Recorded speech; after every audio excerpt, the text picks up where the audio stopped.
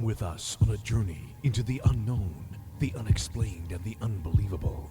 We will test your senses and challenge your beliefs. A world where science and religion clash. Or do they?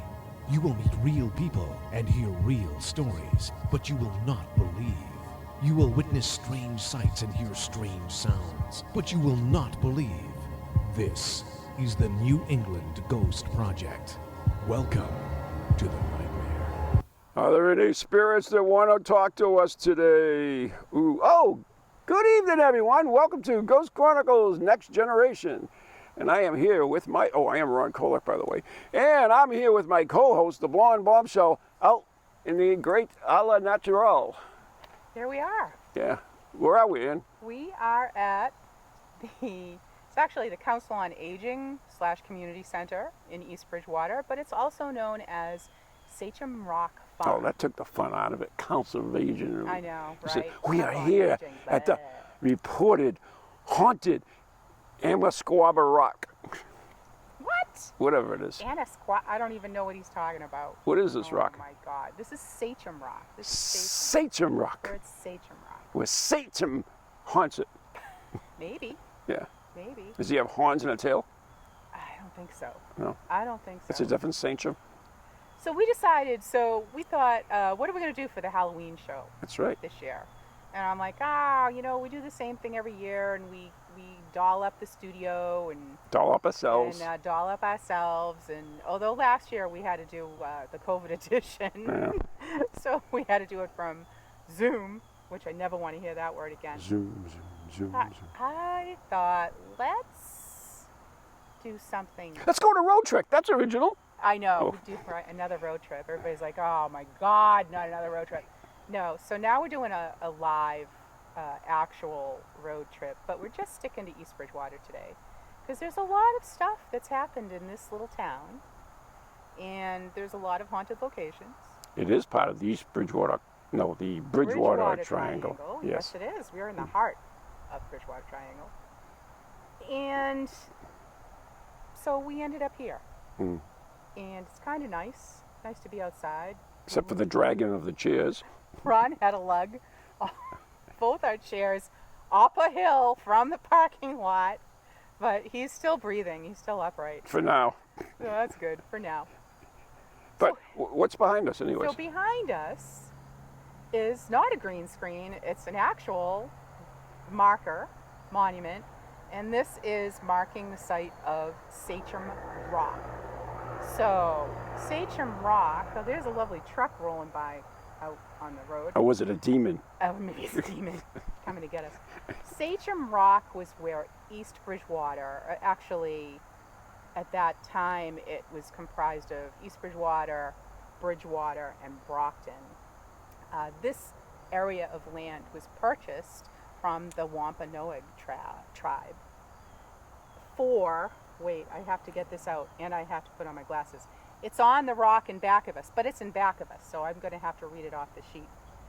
So when the Pilgrims landed at Plymouth, they simply claimed the land for their own, of course, because that's what we do.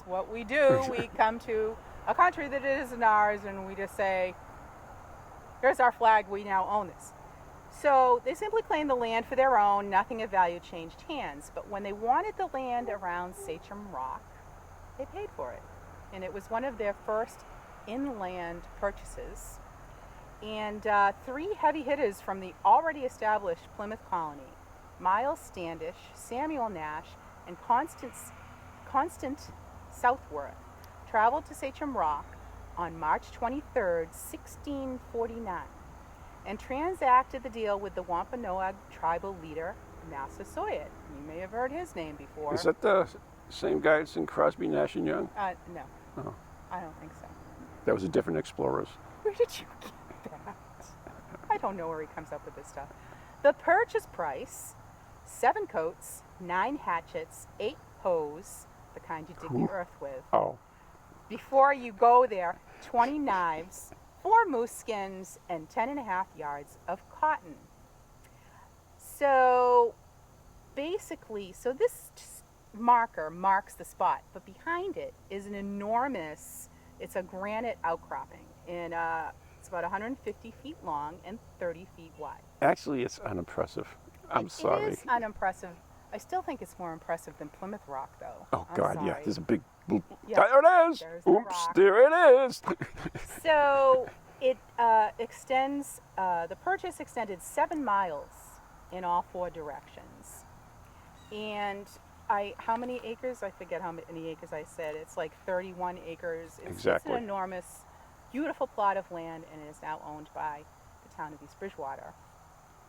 But one of the bloodiest times in early American history erupted between 1675 and 1676. I remember that. I know you do. With King Philip's War, as the Native Americans and the colonists fought. And in East Bridgewater, right here, 9 homes were burned by the Indians. Massasoit, also known as Usamaquin, signed a peace treaty with the Pilgrims on March 22nd, 1621, and kept the peace with the Pilgrims during his tenure, which lasted until his death in 1661. So a lot of carnage happened here during King Philip's War, and there's actually another rock, another memorial down near the road that marks the spot. It's literally probably, I don't know, a couple hundred feet from here, where they burned down one of the Houses? The houses. So it was right here. Yeah. So That's pretty exciting. it is exciting. Yeah. So they had a fire sale. Yeah, they did. Oh yeah, they did. Yeah. So is it haunted? I think so. I don't know whether it's more of a Native American kind of vibe up here. I know our good friend Mike Markowitz has reported EVPs up here that said, "I want to kill you." I hear that all the time. Yeah.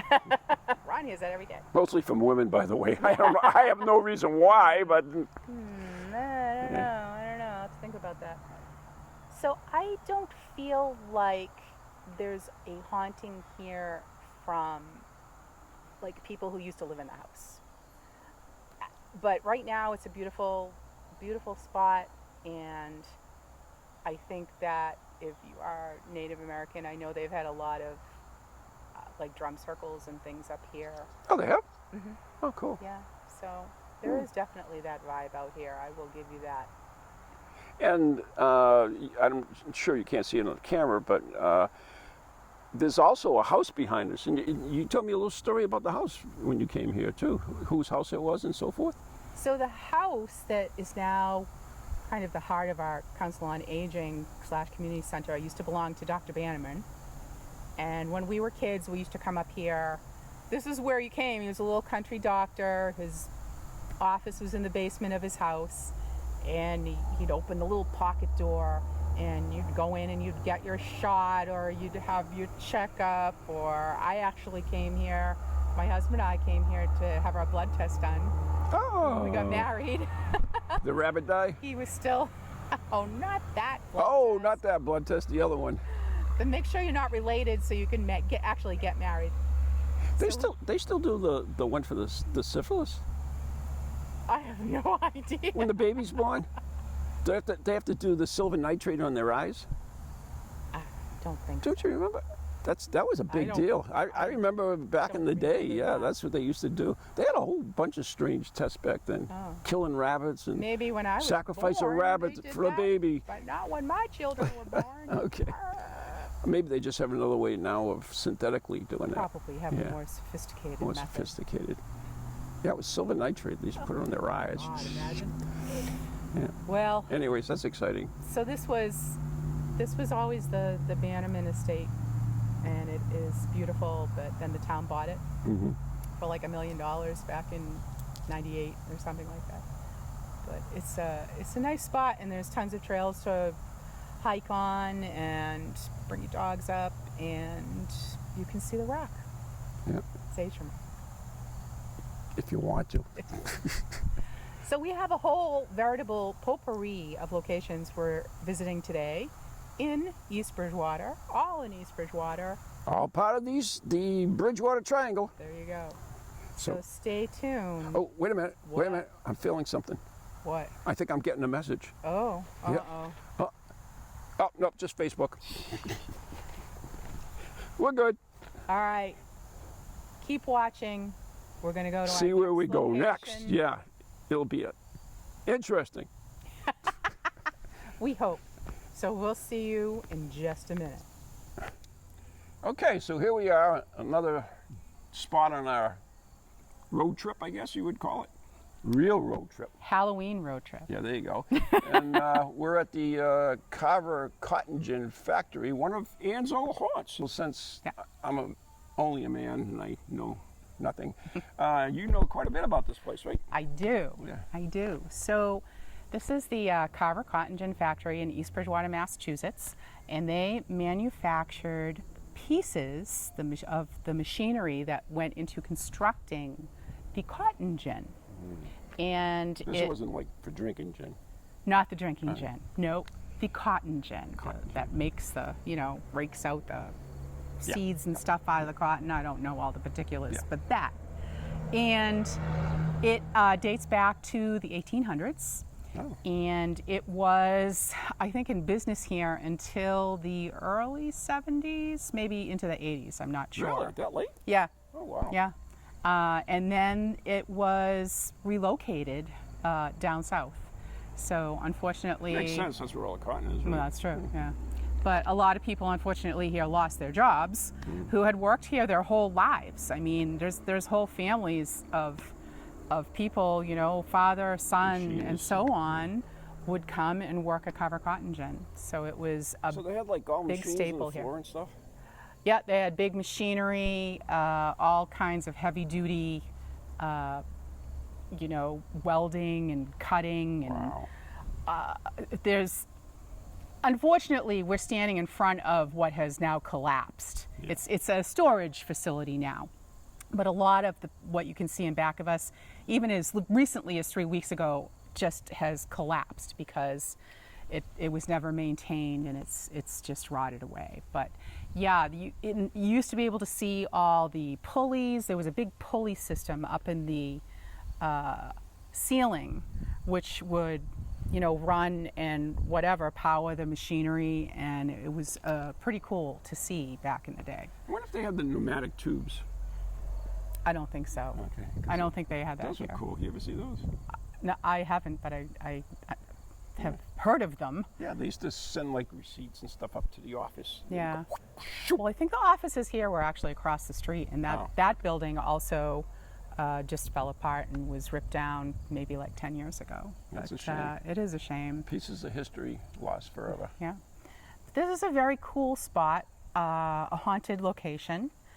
And my group, East Bridgewater's Most Haunted, investigated back here, I think it was 2008, thereabouts, so it was quite some time ago. When we were here, everything was still standing in the back of us, with the exception of the building to my left, which the floors had already collapsed. There were 3 floors which had collapsed, but you could still go in there, and it was very cool. So I'm kind of...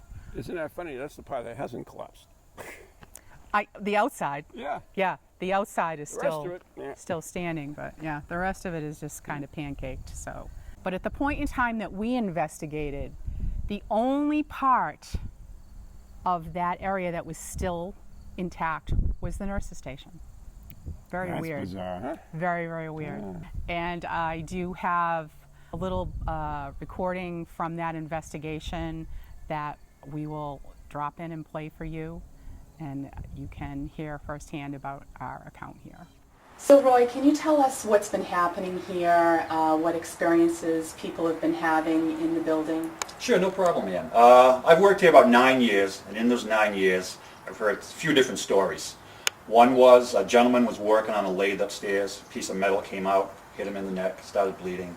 They carried him through the building to the nurse's station, and he died in the nurse's station. In that area, we've all felt a cold feeling, like there's somebody there watching us. We've heard sounds above us, from the floor above. It's very spooky sometimes. We had a security company in here when the building was vacant, and they had a Doberman. The dog would not go up the stairs. He would refuse to go up, which makes you wonder. The dogs supposedly have, their sixth sense. Other stories we've heard, we've had a night watchman that supposedly died on the property, but we have seen shadows patrolling the area. And when there was a key station that they used to use for their clock they used to wear in their belt, we'd put the key in the box, the key would be hanging down, and we know there was nobody on that floor. Don't know if it's true. These are stories, Right. and you hear many different stories. But everybody that's worked here has heard sounds, has heard footsteps when there's nobody in the building, has seen shadows, a movement out of the corner of your eye. They're really spooky. Wow. And like I said, I've been here 9 years, and when I started, I was afraid. It was spooky. Uh-huh. Now, it's kind of a way of life, Right. and they don't really bother me that much. But that's about it. So we just live with it. That's good. Yeah, they're friendly. Great. Thank you for having us. You're welcome. Thank you. Okay. So we had some weird light anomalies here, and it was hard because there's a lot of overhead lights and things to get EMF readings and things like Did you that. get any EVPs or anything? Mike got a few EVPs. We did get some EVPs here, but it's just a spooky, creepy place. Well, thank you. In I mean, general. I've heard you talk about it so many times, so I'm glad you, took me here so I can at least feel the ambiance of the place. There you go. Yeah. East Bridgewater is most haunted. Yeah. But you got more places in store for me, haven't you? Yes, we do. So why don't we pack up and head out to the next one? Awesome. We'll see you at our next location. Okay, here we are, our next stop on our haunted tour of East Bridgewater. And I am Ron Kolek again, and with the blonde Bombshell, and we are in the Central Cemetery. Yes. But ever since we've came here, especially at this spot, I've had this sinking feeling in my stomach. I don't know, I can't explain it, but I don't know. So why are we here, Ann? So we are at this stone, and this is the stone of Francis Davis Millet, who was a very famous artist and traveled the world. He was world renowned, and he died when the Titanic sank. No way! Way. Wow. Isn't that amazing? That Ron had that sinking feeling. I know. He did. He went down with the ship. He was on the Titanic. He was traveling from France, I believe, and was last seen helping women and children and people into the lifeboats. Oh. Yeah. And they did recover his body, Oh, that's good. and here he is Oh, buried. yeah, that's right. Why would we have a gravestone if there's no body? Yeah, Although they do have them, but yeah. yeah. Buried in little old East Bridgewater, we have a Titanic victim. Let me give you a little backstory here, because I do have some information. This is good. So y'all know I love history. who he is. He is a big deal. He is a big deal. You can put his picture up on the screen. too. So, yes, I will. I will put up a picture of Mr. Millet. So, he was an American academic classical painter, a sculptor, and a writer. And he died in the sinking of the RMS Titanic on April 15th, 1912. He was born in Mattapoisett, which is probably about 45 minutes or an hour Easy for you to say. south of here. Whatever. Or kind of more towards New Bedford, I think. So he had a really interesting life, and he joined the Massachusetts Regiment at age 15. Isn't that amazing? What? Yeah, 15 years they would old have a 15-year-old. in the Army. Yeah. Wow. So he entered the Massachusetts Regiment as a drummer boy, and then as a surgical assistant to his father. Can you imagine if you told some 15-year-old you got to go in the Army? Oh, today? Yeah. No. So, Do yeah. they have Wi-Fi? Yeah, so his father was a Civil War surgeon. So he assisted him at that time. So he actually pointed to his experience working for his father as giving him an appreciation for the vivid blood red that he frequently used in his early paintings. there's one of his works called The Sea of Galilee, which hangs in the East Bridgewater Public Library. Get out. Yeah. They have it here? Yeah. Is it a real one of his Yes. or a reprint? A real one? I believe it is. Wow. And it takes up a whole wall. A whole wall. So yes, he was a very, very big deal. So he, let's see, he was among the founders of the School of the Museum of Fine Arts in Boston, and influential in the early days of the American Federation of Arts. So he was all over the world, and so he ended up over in France. And I don't know what he was doing in France at the time that he boarded the Titanic, but he boarded the Titanic in Cherbourg, France, bound for New York City, last seen helping women and children into the lifeboats. His body was recovered after the sinking and returned to East Bridgewater, Mass., where he's buried in Central Cemetery. Right here. So it's really pretty amazing that someone of this magnitude would be buried in our little old town. So that is Francis Davis Millet. And actually, I believe the studio that he worked in, there used to be a sanatorium here, just over the way, which was broken up into a million pieces and moved all over town back in the 1800s. But it was like a tuberculosis hospital. Yeah. And they believed people should have fresh air and sunlight, and that would cure you. Yeah. And Jan's parents went through that. oh, really? In fact, that's where they met. Oh my God, really? In the hospital, yeah. In the hospital? Yeah.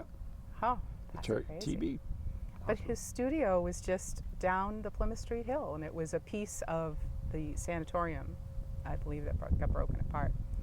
So yes, so fun fact, I used to play in this cemetery. I talk about this a lot. If you've listened to Ghost Chronicles, you've heard me talk about this a lot, how I grew up and rode my bike in the cemetery and climbed the trees in the cemetery. We used to come as kids to this grave, had no idea, of course, who this guy was. But for some reason, we saw he went down on the Titanic, and we would always come here and we'd like pick dandelions and leave little flowers on the grave. That's sweet. But we always did that because I think we thought it was so cool that someone from the Titanic would have been buried here. So That's cool. this actually. is one of my childhood haunts. So we decided to come here today and talk about Francis Davis Millet. You know the exhibition for the Titanic is haunted. Really? Yeah.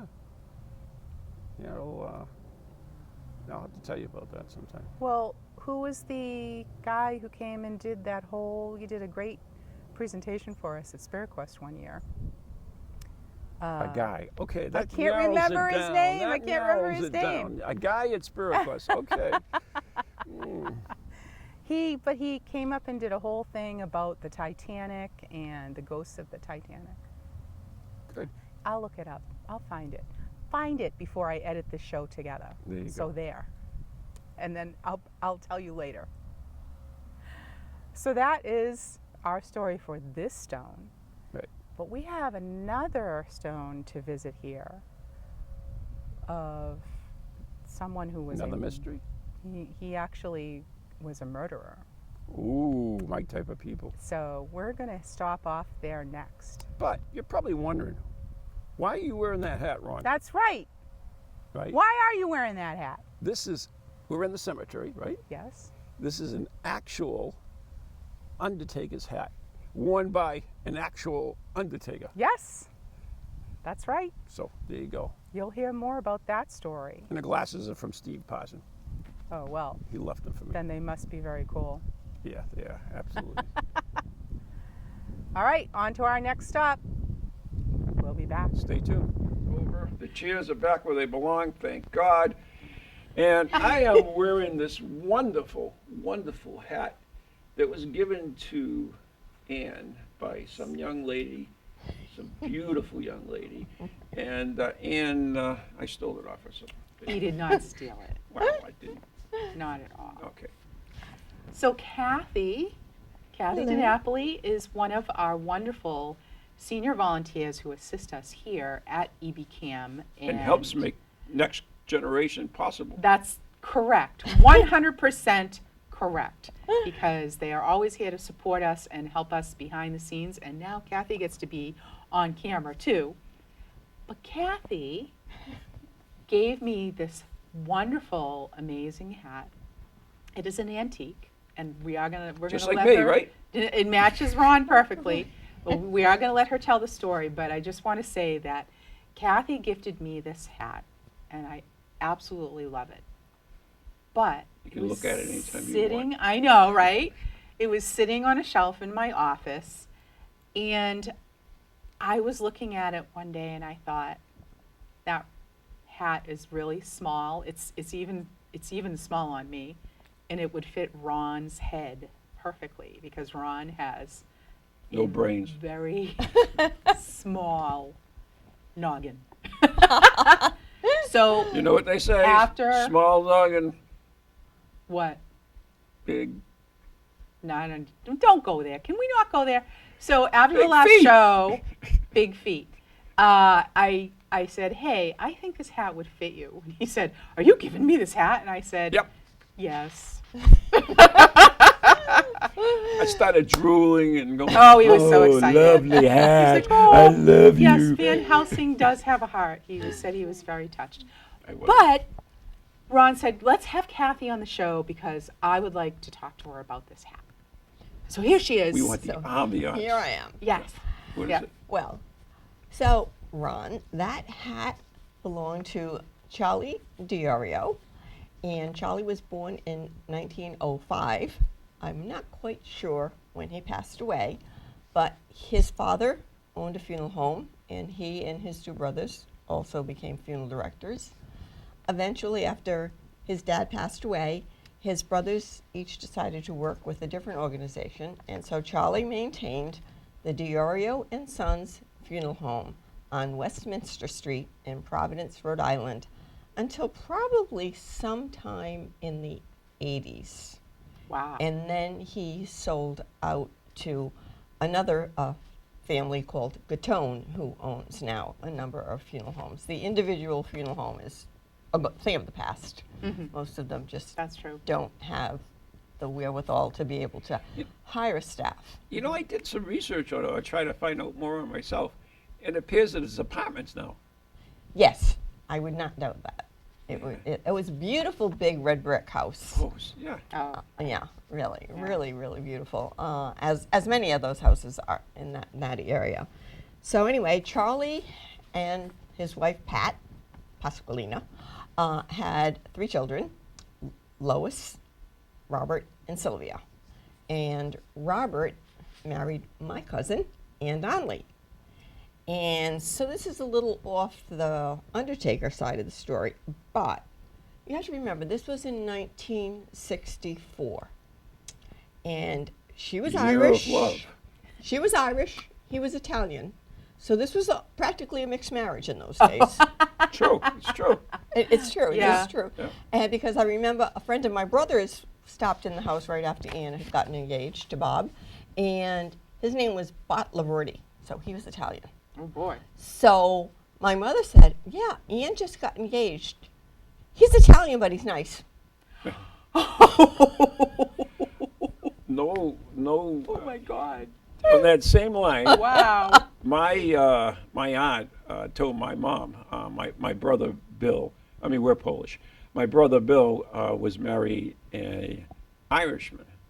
And, Irish girl. yeah. Okay. And, well, aren't they called still Irishmen? Irishman. I know. Not if you're a woman, Why not? because you're not. She had Irish Oh heritage. my God. Yeah, Continue. much better. Anyways, and she told my mom, she said, I would kill my son if he married an Irish woman. Wow. No, seriously, that That was back then. in the 60s. It still was. You know, so then I, who was a Kennedy, married a DiNapoli.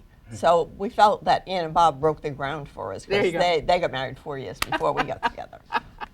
So that And I married a frog. Oh. Okay. So anyway, they the family lived upstairs in the beautiful big red brick building, and the first floor was the funeral home.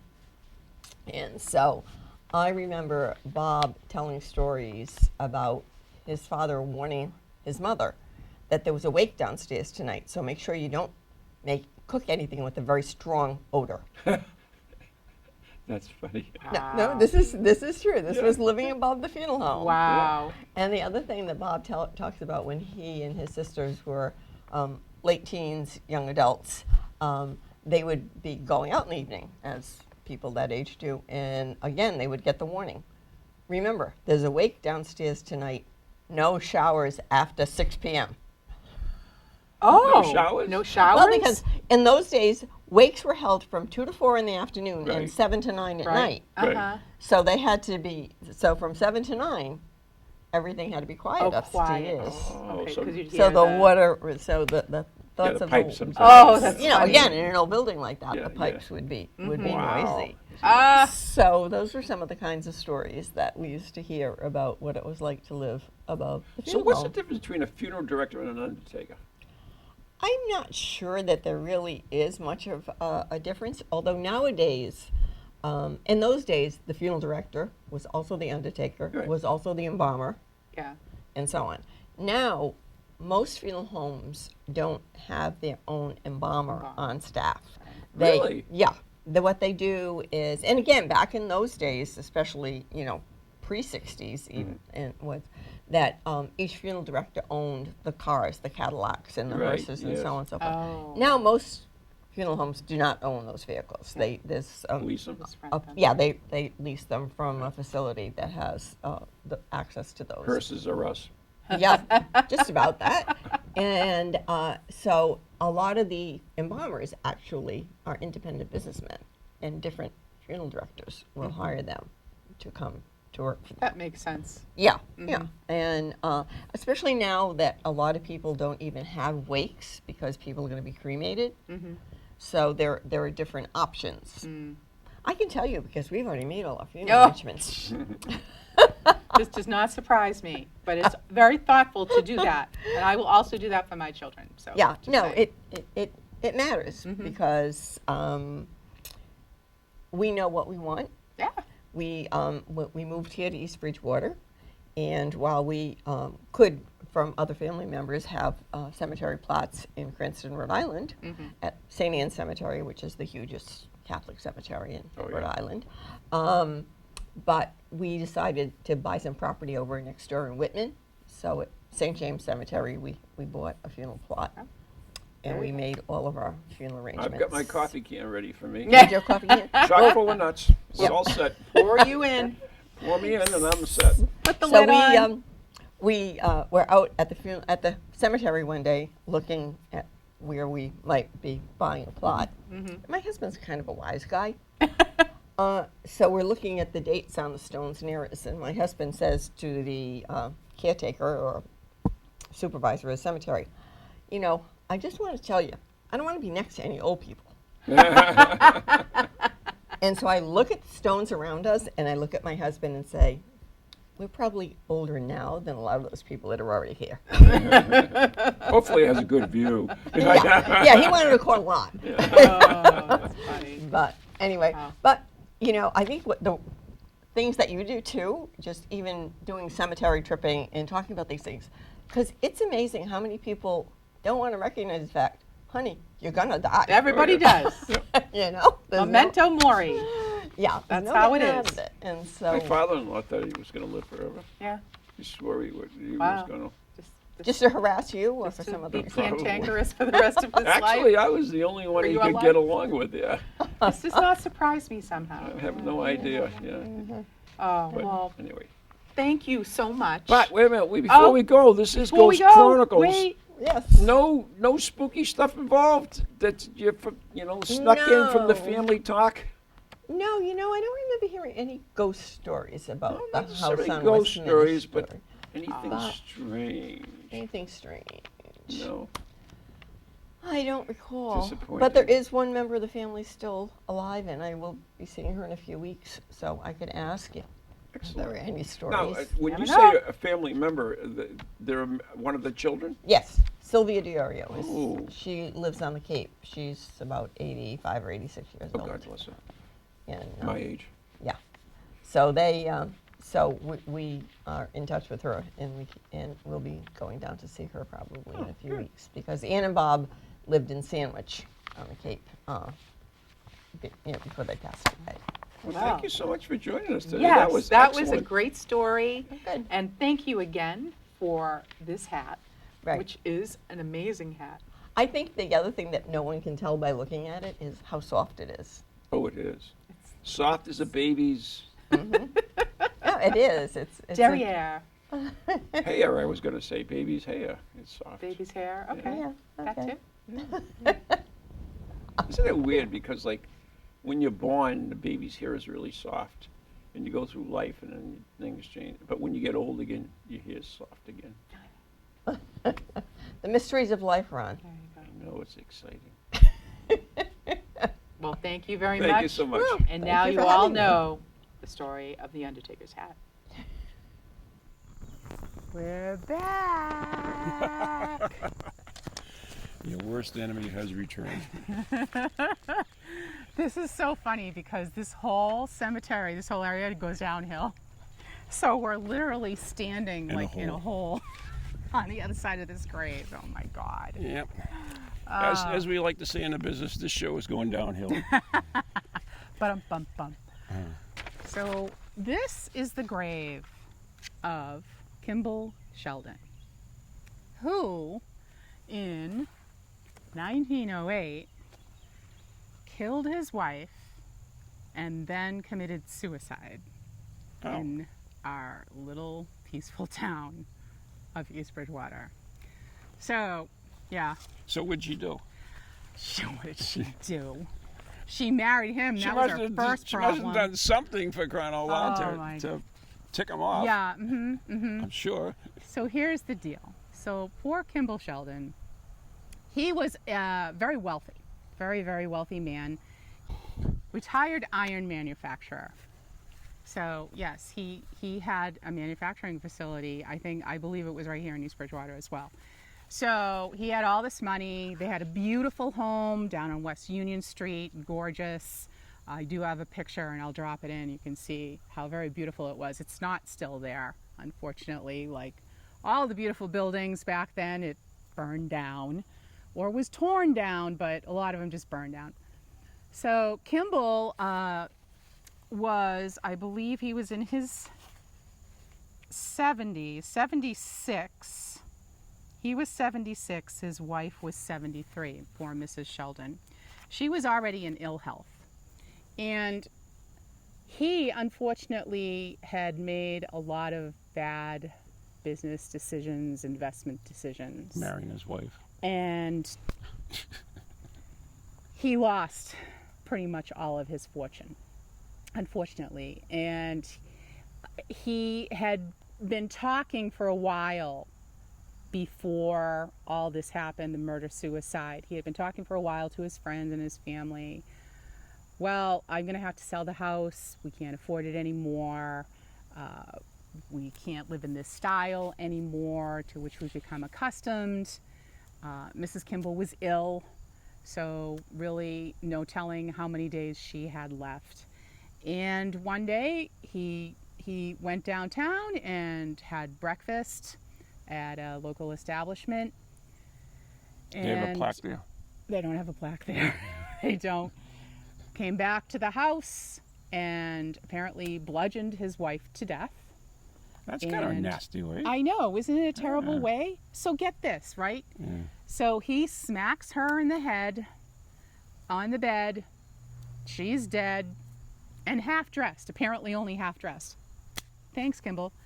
And then he goes in the bathroom and he opens all the gas jets and closes all the windows and stuff underneath the door frame. So why didn't he just bring her in with him? I don't understand this at all. And he died.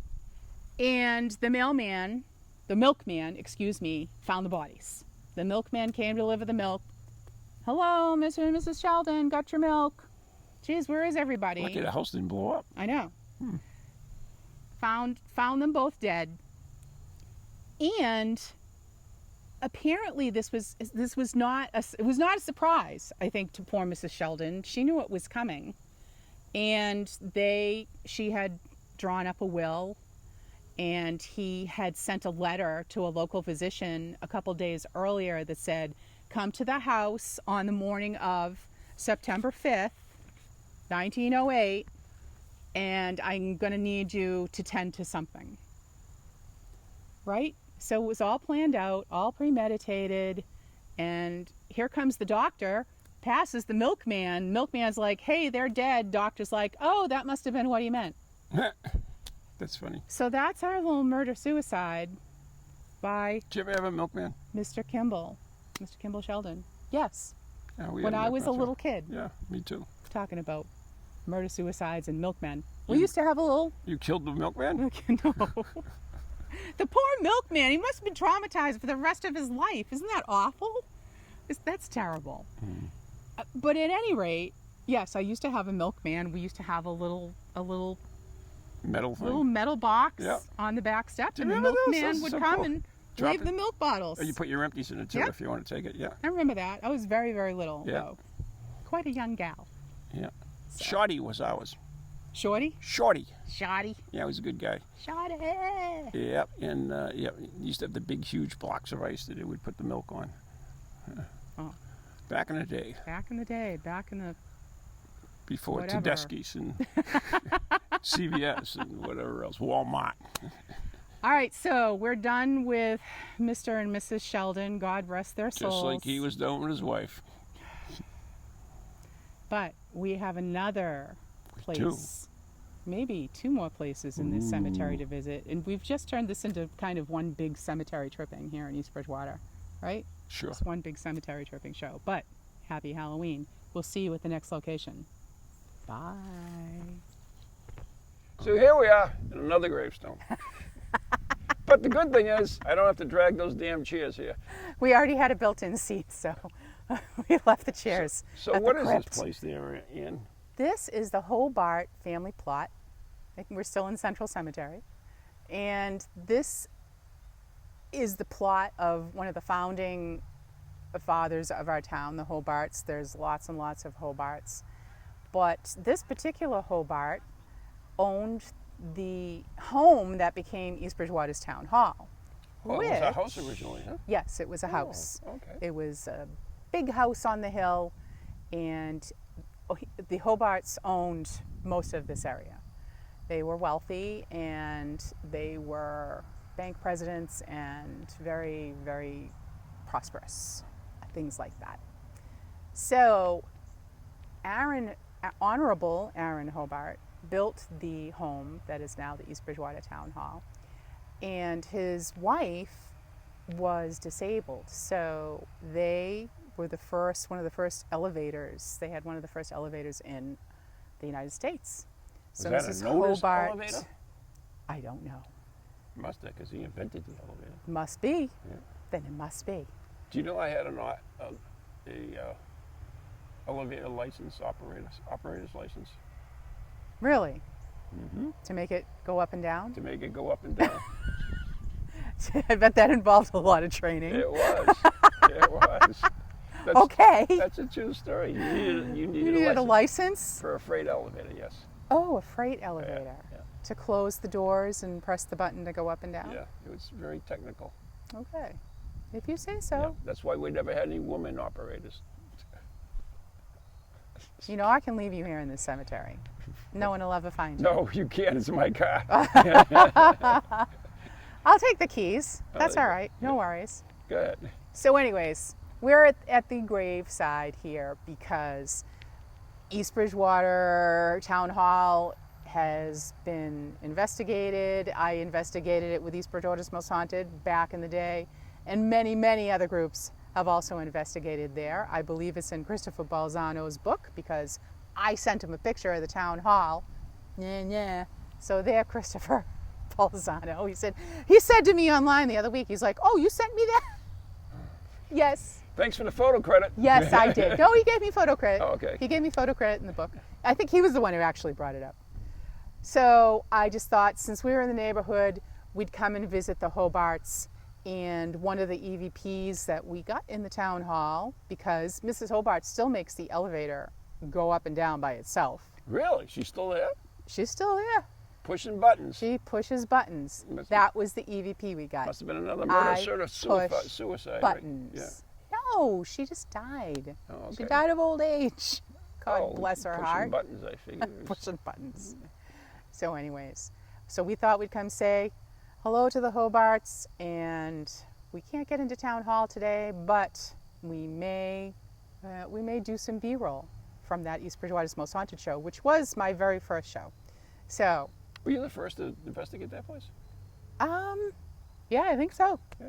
I think we were. That's a claim to fame. I Check think it- that little box off. Kind of caught on And, afterwards. and this is the tomb that you were interviewed for the East Bridgewater movie, For the Bridgewater Triangle documentary, where you actually got credit. or yes, I did. Hey, I had nothing to do with that. I was just asked to appear in it. And this is the very plot where Aaron Kaju filmed my 30 seconds of fame. There you go.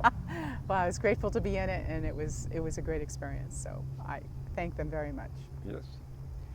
So, we're back on the road again. We're All going right. to wrap it up at the Crypt, right? Yes, on to the next haunted location. God bless us. I'll tell you, if I have to haul these damn chairs one more time anywhere, I said, Ron, you'll be leaving me in the cemetery. it would be so cool. What if we brought the chairs with us everywhere we went? He's like, yeah, that would be a great idea. Not Then he had to lug them up hills and downhill and everywhere on my head. on his head. He didn't fall down though, so that's something. Yeah, I got the button on my cap driven into my brain. So here we are at the Crypt in the Central Cemetery, which was donated by the First Parish Sewing Society in 1857. Why not? Why? Because you needed a place to put the bodies in the winter, and well, there you go. So I love this crypt because See, a lot of people don't. Yeah, I'm glad you brought that point up, because a lot of people don't know the difference between a mausoleum and a crypt. oh You know, right, they see them and they say, Yes. "Oh, look at that! yeah.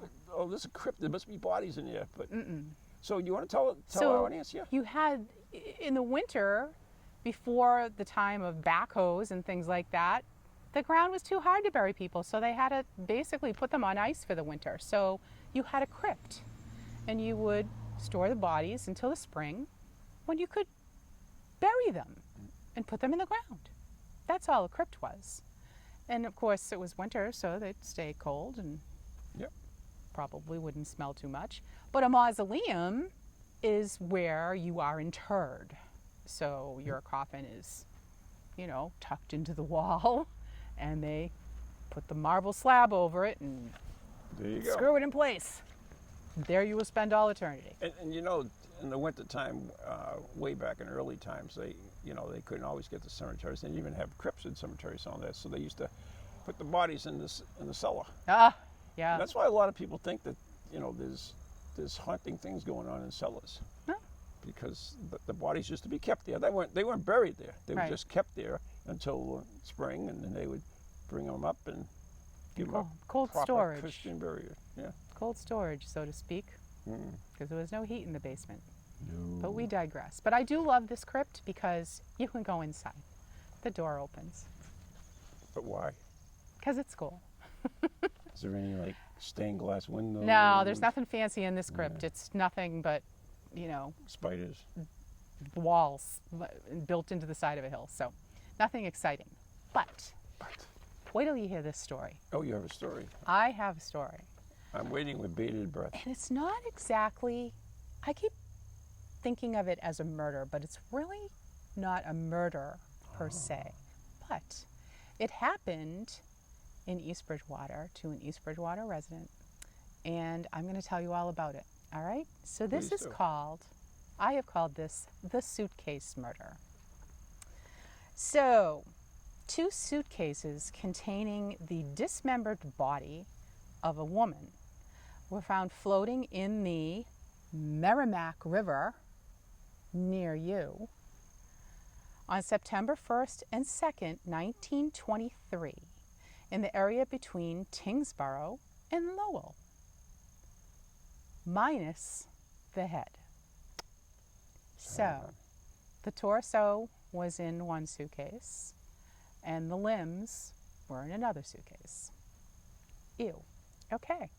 So the state police, well, back in 1923, we did have state police, they start looking into missing persons, specifically Alice Wolschendorf of East Bridgewater, who had last been seen on August 21st, when her son Harold drove her into Boston and dropped her off on Commonwealth Ave, where she had an appointment with a Dr. Rob for a treatment for ongoing headaches.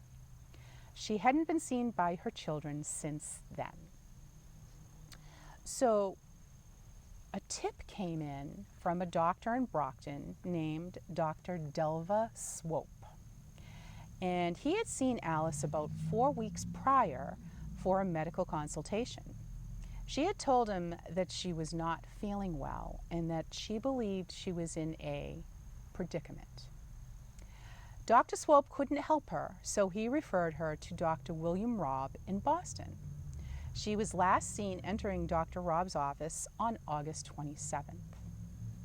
Now keep in mind, her kids hadn't seen her since August 21st. She had 4 children. They were ranged in age from 12 to 20. So on September 14th, Alice was positively identified as the victim. How? She actually was identified through a ring that she was wearing on one of her fingers. Okay. Her husband identified it and said, that's Alice's Because the head was missing, right? The head was still missing, so it had no head, right? And the days before any kind of forensic. So the circumstances of her death slowly came to light. So some background is that Alice and her husband, George Wolschendorf, ran the boathouse and bathhouse at Quincy Camp on Robbins Pond in East Bridgewater, which later became Waldorf Park, a very successful amusement and recreation area in East Bridgewater. Alice kind of got sick of the whole business. Maybe she got sick of George, I don't know. But they'd been separated for a few years, and they weren't living together at the time of her death. George lived at the camp. Alice preferred to live in town. She actually moved over to Bridgewater with 3 of her 4 children. The oldest one was 20 and she was married and working. So Alice supported herself by acting as a driver for William Bowen, who was a prominent real estate dealer in Bridgewater. Alice was 43, separated from her husband, and was most certainly in a predicament that would not only have been highly embarrassing to herself, but also to her 62-year-old married employer. Oops. It came to light, yep, you guessed it, she'd gone to see Dr. Robb in Boston for an illegal abortion. Things had gone wrong, and she died during the procedure. Dr. Robb panicked and decided that he needed to dispose of the body. Yeah, he apparently didn't count on the suitcases being discovered, probably floating to shore with their gruesome discoveries, gruesome contents. What happened to the head? I'm getting there. Wow. So, the Brockton doctor kind of said, he basically sent her into this guy in Boston. And he's like, oh, shoot, I know who's in the suitcase. So that's how this all came to light. Dr. Robb never really, he never confessed, but he'd been in jail before for doing these services, I guess up in New Hampshire. So he was tried and convicted for illegal surgery with a sentence of 5 to 7 years. That's all he got. I couldn't believe it. He eventually revealed the location of the head and the pelvis of Mrs. Wolschendorf, which were recovered by the authorities. Dr. Swope was charged as an accessory before the fact because he sent her there. Mr. Bowen, the employer, committed suicide and died. And George Wolschendorf filed lawsuits against both doctors for approximately $125,000, which was a lot of money Back then. in 1923. You gotcha. Poor Alice was put back together and buried in a family plot in the Central Cemetery, not here, but in Halifax, but has no grave marker. Or we'd be sitting at Alice's grave right now. That's right. So that is the story of the suitcase murder. Do you know that's really odd? Because in the 1960s, in Beaver Brook, which is a tributary of the Merrimack, not far from where you were talking to, the dismembered body of a woman was discovered. Really? Yep. Yeah, it was the Edgerly murder. Oh. Yeah, and there was more. It's a really interesting case. There was fraud at a car dealership and everything else. And I will have to give you that information. In fact, I can. When did that happen? 60s. I remember. Oh, in the it. 60s. Yeah. Okay. Yeah. In So I'm like, 1960. Be pretty And- crazy if it was back in the 20s and this was like another of that guy's victims. No, it was very wasn't similar. It was very similar circumstances, and the daughter of Edgerly as well. How he killed his wife, although I don't think it was proven. His daughter was also murdered too, in Methuen, Massachusetts, back in the 90s. Wow, that's crazy. Maybe cursed family. I don't know. Sounds like it. Well, that is my East Bridgewater murder story. And that Another looks like murder it's the story. end of the show. Yeah, I guess it is. Are we going to say goodbye at the Crypt here? I think so. Probably a good location. Sure. It's the end of the line. Good one. Well, I have hoped that you enjoyed all our little East Bridgewater stories today. And happy Halloween. There you go. There's your cheesy laugh. It's my cheesy laugh. We will see you all next month. Have a Maybe. great Halloween. Bye. Peace.